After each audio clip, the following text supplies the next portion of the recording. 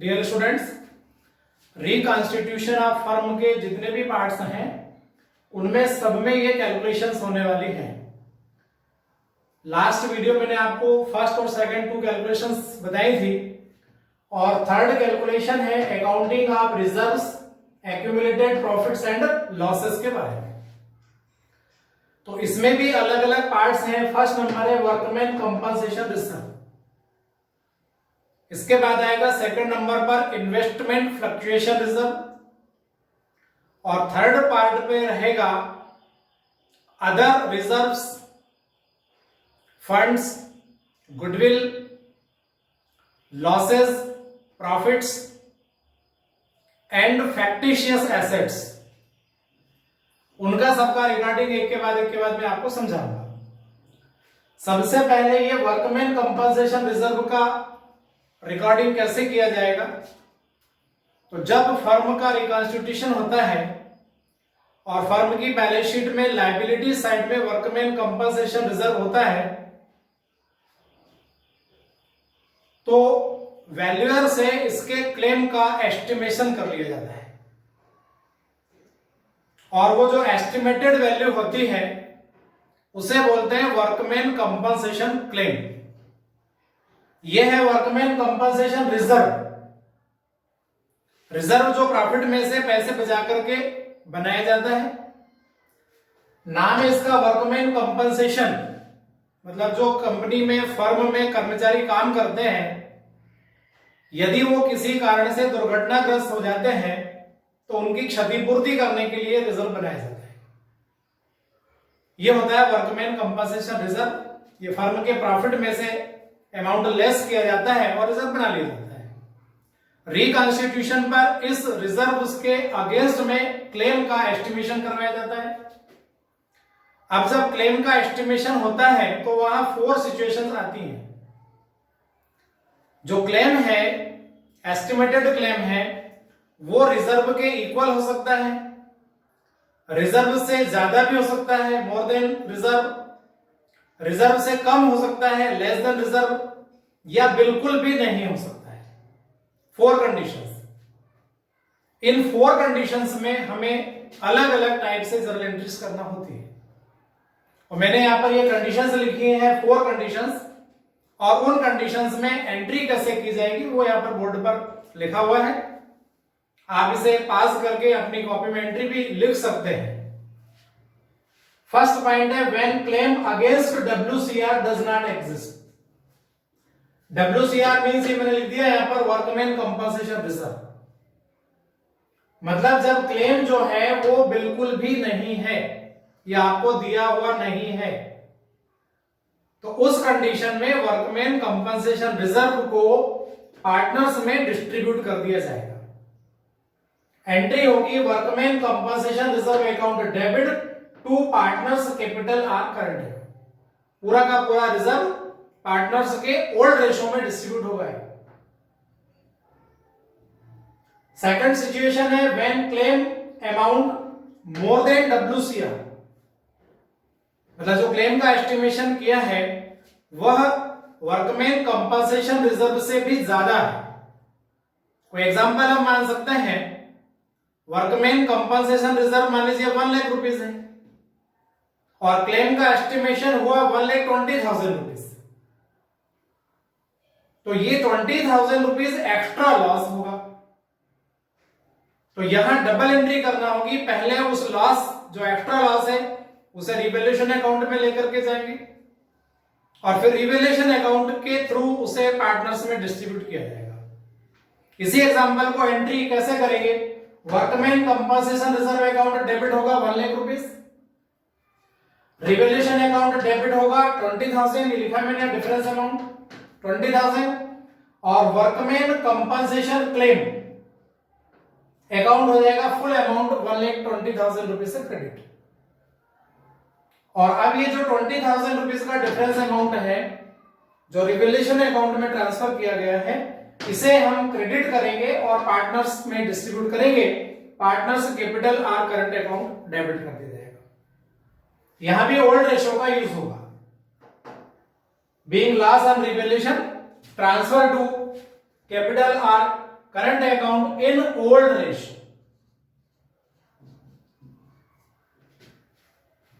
Ratio हर जगह पर आपको ध्यान रखना है कहां कौन से रेशियो का यूज होगा।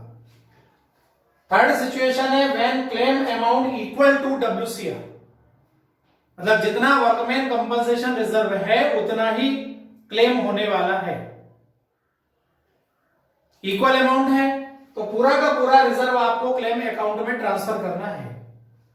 एंट्री होगी workman compensation reserve account debit to workman's claim account, पूरा फुल अमाउंट क्लेम अकाउंट में ट्रांसफर हो जाएगा। And in fourth situation when claim amount less than workman compensation reserve, जितना रिजर्व बना है उससे क्लेम का जो एस्टिमेटेड अमाउंट है वो कम है। फिर एक एग्जांपल ले सकते हैं हम, मान लीजिए रिजर्व 1 लाख रुपीस का है और क्लेम का एस्टिमेशन हुआ केवल 80,000 रुपीस, तो 20,000 रुपीस का ये प्रॉफिट रहेगा और ये प्रॉफिट पार्टनर्स के कैपिटल या करंट अकाउंट में ट्रांसफर कर दिया जाएगा। जर्नल एंट्री होगी workman compensation reserve account debit to workman compensation claim amount 80,000 rupees आएगा और डेबिट हो गया 1 लाख रुपीस, जो डिफरेंस अमाउंट है 20,000 रुपीस उसे पार्टनर्स के ओल्ड रेशियो में डिस्ट्रीब्यूट करेंगे और डायरेक्ट उनके कैपिटल या करंट अकाउंट में ट्रांसफर कर दिया जाएगा। तो वर्कमैन कंपनसेशन रिजर्व का राइट ऑफ करने के लिए ये 4 सिचुएशंस होती हैं और 4 सिचुएशंस में आप देखेंगे केवल सेकंड सिचुएशन है जब क्लेम अमाउंट ज्यादा होता है तब आपको डबल एंट्री करनी है और बाकी 3 सिचुएशंस में सिंगल एंट्री से काम हो जाएगा। केयरफुल रहकर करेंगे आप, इजीली क्वेश्चन कंप्लीट होगा। इसके बाद अब सेकंड जो रिजर्व है उसके बारे में बताता हूं। सेकंड कैलकुलेशन होती है इन्वेस्टमेंट फ्लक्चुएशन रिजर्व्स और इसके लिए मैंने शॉर्ट में इसको लिख दिया है IFR। एंट्रीज में जहां भी हम IFR का यूज करेंगे उसका मीनिंग रहेगा इन्वेस्टमेंट फ्लक्चुएशन रिजर्व। जब इन्वेस्टमेंट फ्लक्चुएशन रिजर्व की बात आएगी तो क्वेश्चन में आपको 3 आइटम्स अवेलेबल रहेंगे। 3 items means book value of investment. Book value means that value जो बैलेंस शीट में एसेट साइड में रिकॉर्ड है उसे बोलते हैं बुक वैल्यू। सेकंड होती है मार्केट वैल्यू ऑफ इन्वेस्टमेंट। यदि इन्वेस्टमेंट को आज हम मार्केट में सेल करना चाहेंगे तो वो कितने में सेल आउट होगा, वो मार्केट वैल्यू होती है। और third number investment fluctuation reserve. क्योंकि आप जानते हैं इन्वेस्टमेंट की मार्केट वैल्यू फ्लक्चुएट होती रहती है तो उसके लॉस से बचने के लिए बिजनेसमैन इन्वेस्टमेंट फ्लक्चुएशन रिजर्व बना लेता है और ये बैलेंस शीट में लायबिलिटी साइड में अवेलेबल रहता है। अब इंपॉर्टेंट थिंग यहां यह रहती है कि आपको बुक वैल्यू और मार्केट वैल्यू का कंपैरिजन करना है और ये दोनों वैल्यू के डिफरेंस के बेस पर ये एंट्रीज होती है। यदि ये दोनों वैल्यू इक्वल है तो क्या करेंगे, यदि मार्केट वैल्यू ज्यादा है तो क्या करेंगे और यदि बुक वैल्यू ज्यादा है तो क्या करेंगे। ये तीनों कंडीशन मैंने यहां पर लिखी है 1, 2 और ये 3 कंडीशन। फर्स्ट कंडीशन है when market value is equal to book value. एक एग्जांपल मैं आपको साथ में समझा सकता हूं। मार्केट वैल्यू है 1 lakh rupees, book value 1 lakh rupees है और रिजर्व है 20,000। तो यहां देखेंगे आप market value is equal to book value, दोनों इक्वल है, means no profit no loss. तो ये 20,000 रुपीस का जो रिजर्व है इसे पार्टनर्स के ओल्ड रेशियो में डिस्ट्रीब्यूट करते हुए कैपिटल आर करंट अकाउंट में ट्रांसफर कर दिया जाएगा। तो ये 20,000 रुपीस एंट्री होगी investment fluctuation reserve account debit to partners capital or current account, यहां उनके रेशियो में लिखा है मैंने, यहां पर ओल्ड रेशियो का यूज करेंगे और इंडिविजुअली क्रेडिट करना है आपको partners capital or current account. तो ये फर्स्ट कंडीशन में आप इस प्रकार से एंट्री करेंगे जब बुक वैल्यू और मार्केट वैल्यू इक्वल रहेंगे। सेकंड सिचुएशन है when market value is higher than book value. अब मार्केट वैल्यू ज्यादा है, मार्केट वैल्यू लिखी है, इसको मैं बढ़ा देता हूं, कुछ भी हो सकती है, 1,10,000 कर देता हूं, 120 भी हो सकती है, 130 हो सकती है, 140 हो सकती है, कुछ भी हो सकती है।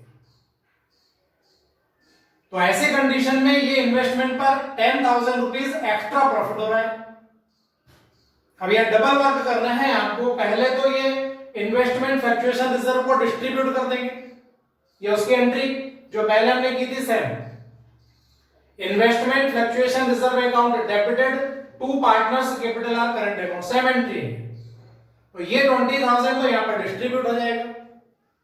और अभी जो एक्स्ट्रा प्रॉफिट है, बुक वैल्यू है 1 लाख रुपीस और मार्केट वैल्यू है 1,10,000, जो एक्स्ट्रा प्रॉफिट है, कितना प्रॉफिट एक्स्ट्रा है 10,000 रुपीस।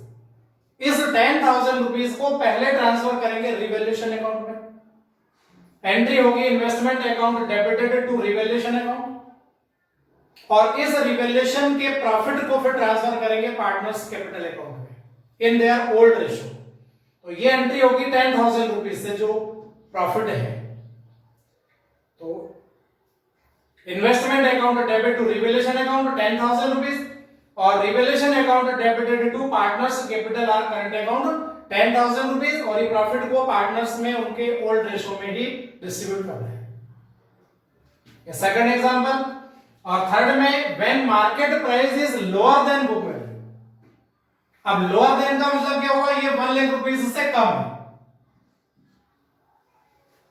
ज्यादा तो कितनी भी होगी आपको ऐसे ही एंट्री करना है, और ज्यादा जब होगी तो तीनों एंट्री साथ में करना है आपको, ये भी करना पड़ेगी, ये एंट्री भी करना है और ये एंट्री भी करना है।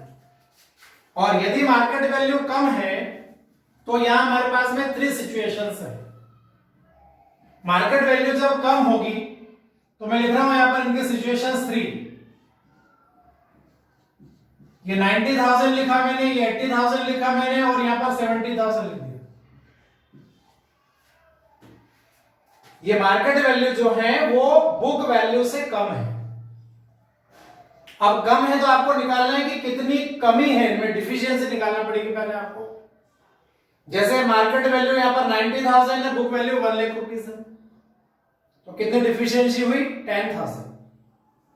यहां मार्केट वैल्यू 80,000 है, डिफिशियंसी होगी 20,000, और यहां मार्केट वैल्यू 70,000 है तो डिफिशियंसी होगी 30,000। तो वो जो डिफिशियंसी है, डिफिशियंसी से आप कंपेयर करेंगे इन्वेस्टमेंट फ्लक्चुएशन रिजर्व। तो वो तीनों कंडीशन जो है, ये तीनों कंडीशन में अलग अलग एंट्रीज कैसे करनी है वो मैंने यहां पर मेंशन की है। फर्स्ट कंडीशन लिखिए, deficiency is less than investment fluctuation reserve. जैसे फर्स्ट कंडीशन में कितनी आएगी डिफिशियंसी 10,000 रुपीस आएगी, और वो 10,000 जो डिफिशियंसी है ये रिजर्व से कम है। तो यहां जो एंट्री होगी इन्वेस्टमेंट फ्लक्चुएशन रिजर्व, ये पूरा फुल 20,000 रुपीस। वो जो 10,000 की डिफिशियंसी है वो इन्वेस्टमेंट अकाउंट में ट्रांसफर कर देंगे, और बाकी जो 10,000 का और बच गया रिजर्व, अभी उस रिजर्व को पार्टनर्स में डिस्ट्रीब्यूट कर देंगे partners capital or current account के नाम से। ये इन्वेस्टमेंट अकाउंट में जाएगी डेफिशिएंसी, ध्यान रखेंगे इसका।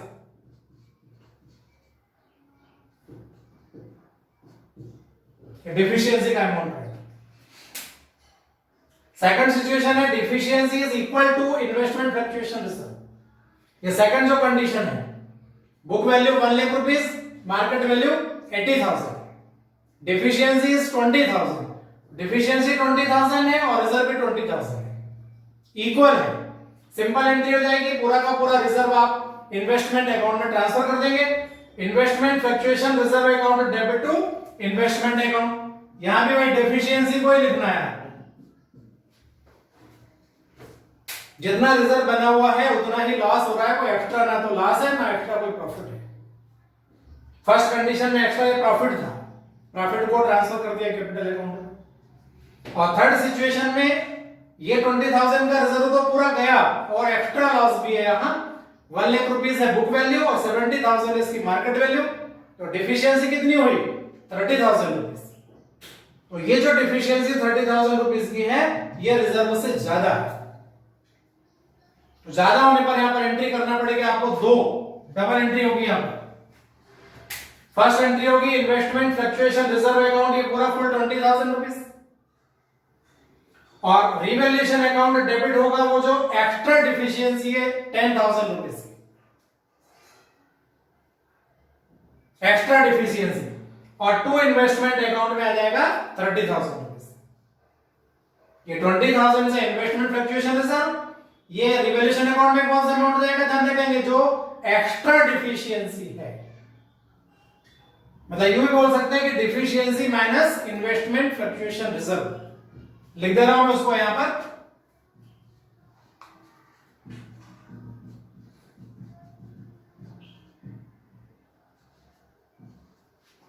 Deficiency minus investment fluctuation reserve. Extra deficiency को ले जाएंगे रिवैल्यूएशन अकाउंट में, और दोनों का जो टोटल रहेगा वो इन्वेस्टमेंट अकाउंट में क्रेडिट हो जाएगा। और इसके बाद जो ये एक्स्ट्रा लॉस हुआ, एक्स्ट्रा जो डिफिशियंसी है, ये पार्टनर्स में डिस्ट्रीब्यूट होगी उनके ओल्ड रेशो में, और ट्रांसफर कर देंगे उनके कैपिटल और करंट अकाउंट में। तो एंट्री होगी पार्टनर्स कैपिटल और current account debited to revaluation account, उनके ओल्ड प्रॉफिट शेयरिंग रेशो में डिस्ट्रीब्यूट कर दिया जाएगा। तो ये पूरा फुल कॉन्सेप्ट होता है इन्वेस्टमेंट्स फ्लक्चुएशन रिजर्व के लिए। मार्केट वैल्यू और बुक वैल्यू का कंपैरिजन करके आपको एंट्रीज को सेट करना है। फर्स्ट नंबर मैंने आपको समझाया था workman compensation reserve, second number पर हो गया इन्वेस्टमेंट फ्लक्चुएशन रिजर्व, और थर्ड नंबर पर अदर जो रिजर्व्स हैं, प्रॉफिट लॉस और डेफर्ड रेवेन्यू एक्सपेंसेस, आप जिन्हें बोलते हैं हम फैक्टिशियस एसेट्स, उनका सबका कंबाइंड रूल और है, इसके बाद में वो आपको समझाता हूं। Accounting of reserves, accumulated profits losses and deferred revenue expenses में मैं पहले आपको 2 पार्ट समझा चुका हूं। उसमें फर्स्ट था वर्कमैन कंपनसेशन रिजर्व और सेकंड नंबर था इन्वेस्टमेंट फ्लक्चुएशन रिजर्व। 2 जो रिजर्व्स मैंने आपको बताया उनका अकाउंटिंग का तरीका पूरा अलग हो जाएगा। और उसके बाद यदि कोई रिजर्व है, जनरली इसमें जनरल रिजर्व होता है, कभी कैपिटल रिजर्व आता है, इस प्रकार के कोई रिजर्व्स हैं, और या फिर प्रॉफिट एंड लॉस अकाउंट में बैलेंस होता है। तो प्रॉफिट एंड लॉस अकाउंट का बैलेंस भी 2 टाइप का होता है, प्रॉफिट भी हो सकता है और लॉस भी हो सकता है। प्रॉफिट एंड लॉस अकाउंट में यदि प्रॉफिट है तो बैलेंस शीट में वो लायबिलिटी साइड में होगा, और प्रॉफिट एंड लॉस अकाउंट में यदि लॉस है तो वो एसेट साइड में होगा। और कभी कभी ये डेफर्ड रेवेन्यू एक्सपेंसेस भी बिजनेस की बैलेंस शीट में होते हैं, और ये बैलेंस शीट में हमेशा एसेट साइड में होते हैं। तो इनका अकाउंटिंग ट्रीटमेंट क्या किया जाएगा? जो लायबिलिटी साइड में अदर रिजर्व्स हैं और प्रॉफिट एंड लॉस अकाउंट हैं, उन्हें पार्टनर्स के ओल्ड रेशो में डिस्ट्रीब्यूट करेंगे, और उसकी जर्नल एंट्री इस प्रकार होगी, रिजर्व्स अकाउंट डेबिट।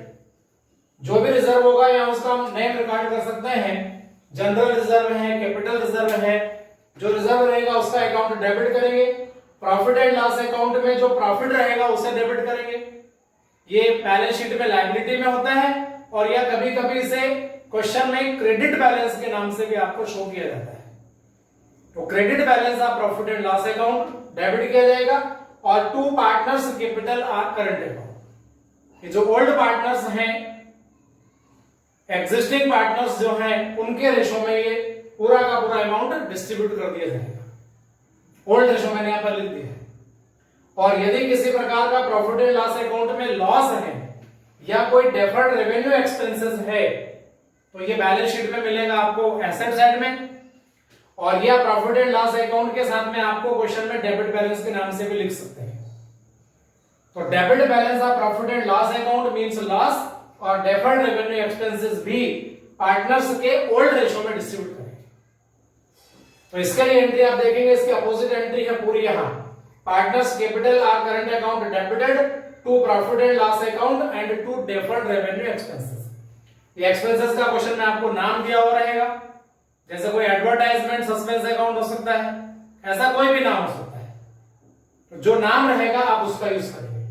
तो इन एंट्रीज के करने से वो जो रिजर्व है, प्रॉफिट एंड लॉस अकाउंट का बैलेंस है, डेफर्ड रेवेन्यू एक्सपेंसेस है, वो पूरी तरह से पार्टनर में डिस्ट्रीब्यूट हो जाता है, और फ्यूचर में फिर उन्हें बैलेंस शीट में इंक्लूड नहीं किया जाता है, उन्हें बैलेंस शीट में शो नहीं किया जाता है। तो ये इस प्रकार से 2 एंट्रीज, जरूर नहीं कि 2 एंट्रीज होगी, सिंगल एंट्री से भी काम चल सकता है। और कभी कभी क्वेश्चन में आपको आइटम ये रिजर्व मिलेगा, प्रॉफिट एंड लॉस अकाउंट का बैलेंस क्रेडिट का डेबिट का मिल सकता है, लेकिन साथ में क्वेश्चन में ये मेंशन करेंगे आपको कि these are to be retained in the books. Retain का मतलब ये बुक्स में आगे और भी अभी रिकॉर्ड करना है, इन्हें बैलेंस शीट में से हटाना नहीं है, तो उसे कहा जाता है एडजस्टमेंट ऑफ रिजर्व और एक्यूमुलेटेड प्रॉफिट और लॉस। एडजस्टमेंट करते समय ध्यान रखेंगे इसमें डेफर्ड रेवेन्यू एक्सपेंसेस का एडजस्टमेंट नहीं होगा। यदि किसी प्रकार का डेफर्ड रेवेन्यू एक्सपेंसेस है तो उसके लिए आपको एंट्री करना पड़ेगी, यहां कैपिटल अकाउंट डेबिट करेंगे और डेफर्ड रेवेन्यू एक्सपेंसेस क्रेडिट करके इसे फिनिश कर दिया जाएगा। और बाकी जो रिजर्व्स और प्रॉफिट या लॉस बचा हुआ है, पहले उसका नेट अमाउंट निकालेंगे। नेट अमाउंट का मतलब रिजर्व में प्रॉफिट एंड लॉस अकाउंट का प्रॉफिट ऐड कर देंगे, टोटल जो रहेगा वो नेट अमाउंट हो जाएगा। यदि प्रॉफिट एंड लॉस अकाउंट में लॉस है तो रिजर्व में से उस लॉस को माइनस कर देंगे, माइनस करने के बाद वो नेट अमाउंट निकलेगा। तो ऐसा पहले आपको नेट अमाउंट निकालना है। नॉर्मली ये नेट अमाउंट पॉजिटिव ही होता है, मतलब जनरल रिजर्व ज्यादा होगा और प्रॉफिट एंड लॉस अकाउंट का लॉस हमेशा कम होता है।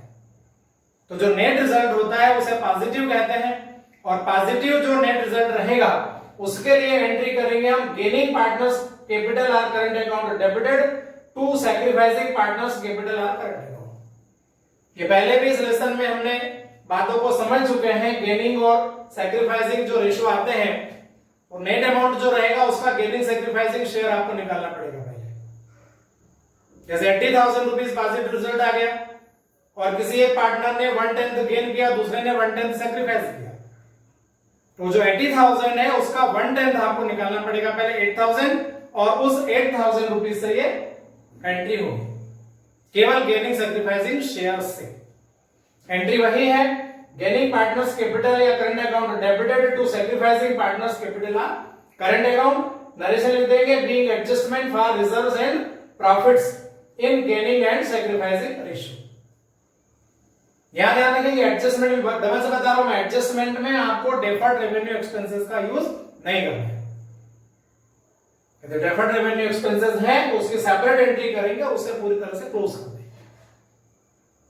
तो ये इसका कॉन्सेप्ट था, पूरा हो गया complete. Accounting for reserves, accumulated profits, losses and deferred revenue expenses. जब भी रिकॉन्स्टिट्यूशन होता है तो ये सारी एंट्रीज हमें करना पड़ेगी।